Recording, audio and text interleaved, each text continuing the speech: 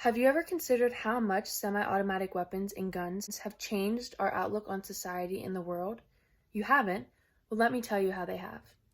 What is a semi-automatic gun? The easiest way to describe it is a semi-automatic weapon that is designed to fire one bullet with a one-bullet trigger squeeze while the chamber is automatically reloaded with a cartridge from the chamber. Now that I have described how it works, maybe it sounds a little bit more familiar to you. Hunting and target rifles are the most common semi-automatic weapons, but in some cases of mass shootings, guns, such as black guns, which would be a gun that a soldier would carry on the battlefield, have been found at multiple crime scenes of mass shootings.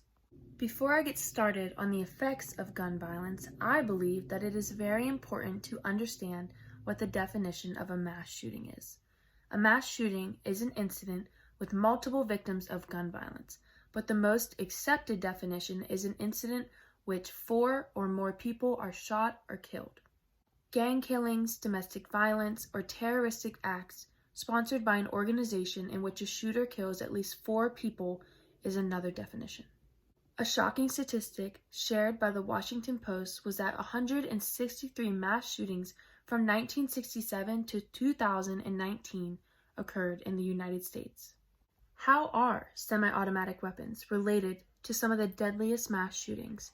They are the top choice when it comes to a shooting. A staggering report published by Fact Tank News and Numbers on August 16, 2019 showed that in 2017 alone, 39,773 people died from a gun-related violence. But wasn't there a ban on assault weapons? Yes, there was a ban, but that ban expired on September 13th of 2004.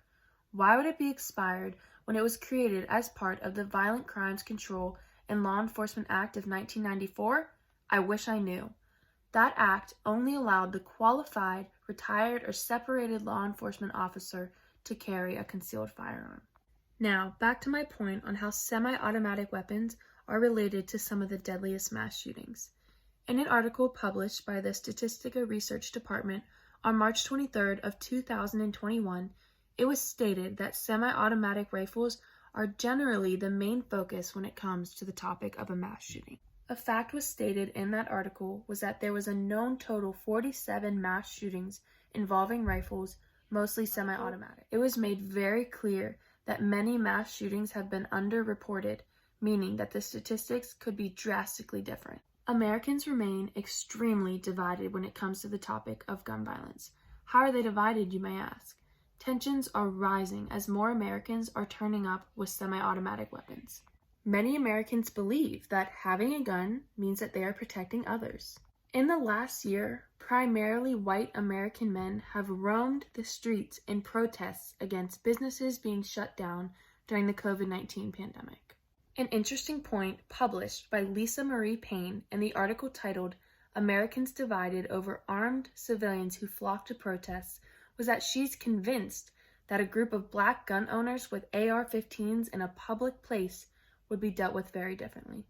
Not only are Americans divided over gun laws, they are also extremely divided over the issues of race and how that involves guns. Now let's get back to the serious topic, mass shootings and how they involve semi-automatic weapons.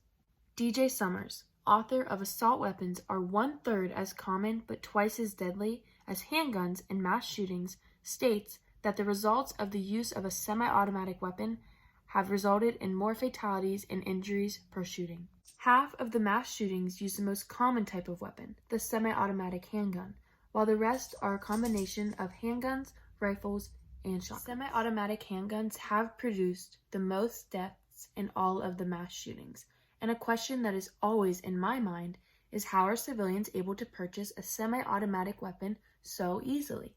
Well, under federal law, fully automatic weapons are legal if they were made before 1986, but today it is illegal to manufacture new weapons.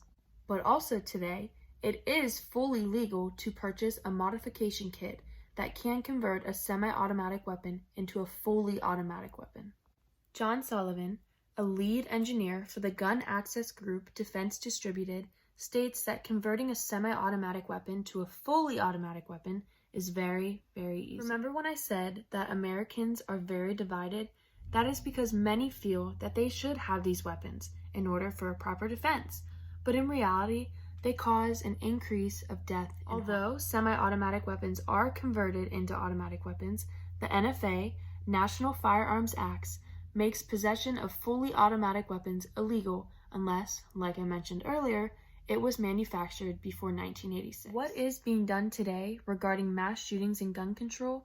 On April 7th, 2021, the Biden-Harris administration announced 6 actions addressing the gun violence that has taken place. It is very clear that gun violence takes a major toll on the average American every day. In 2021 alone, there have been a total of 150 mass shootings, and President Biden is keen on addressing this issue and is actually making an effort for change. He wants to put an end to gun violence, including community violence, mass shootings, domestic violence, and suicide by firearm. Here is a clip published by the ABC's news channel on April 8th of 2021 of President Biden addressing the recent mass shootings and what he and his administration plan on doing. We're taking steps to confront not just the gun crisis, but what is actually a public health crisis. Nothing I'm about to recommend in any way impinges on the Second Amendment. They're phony arguments suggesting that these are Second Amendment rights at stake from what we're talking about. But no amendment to the Constitution is absolute. You can't yell fire in a crowded movie theater. We call it freedom of speech. From the very beginning, you couldn't own any weapon you wanted to own. From the very beginning the Second Amendment existed, certain people weren't allowed to have weapons. So the idea is just bizarre to suggest that some of the things we're recommending are contrary to the Constitution. Gun violence in this country is an epidemic. Let me say it again. Gun violence in this country is an epidemic, and it's an international embarrassment. Today, I'm announcing several initial steps my administration is taking to curb this epidemic of gun violence. Much more need be done, but the first, want to rein in the proliferation of so-called ghost guns. These are guns that are homemade. First, want to rein in the proliferation of so-called ghost guns. These are guns that are homemade, built from a kit that include directions on how to finish the firearm. You can go buy the kit. They have no serial numbers, so when they show up at a crime scene, they can't be traced. And the buyers aren't required to pass a background check to buy the kit. You know, I want to see these kits treated as firearms under the Gun Control Act, which is going to require that the seller and manufacturers make the key parts with serial numbers. After listening to that video, he made it very clear that the recent mass shootings and crimes related to gun violence are a public health crisis for everyone and involve ghost guns that are related to modification. He also stated that from the very beginning, you could not own any weapon you wanted to own. And from the very beginning, certain people were not allowed to have these weapons. That relates to my point earlier in the video where I mentioned that before the Violent Crime Control and Law Enforcement Act of 1994 that expired in 2004, law enforcement officers were the only people allowed to carry a concealed firearm. Gun violence in this country is an epidemic.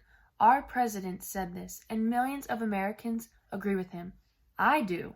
President Biden speaks about the modifications of guns and what they have proven to have.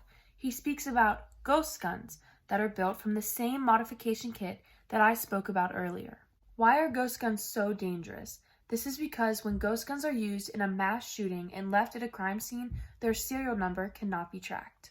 After all these facts that I shared about gun laws, you should feel a little at ease knowing that the federal government requires almost all gun owners to clear a criminal background check. To conclude, I believe that banning all guns all around is the only answer to protect American civilians. Why? It is so risky to wonder if this gun owner is going to do that or that gun owner is going to do that. Too many American lives are at risk or in danger for someone to want or own a semi-automatic weapon.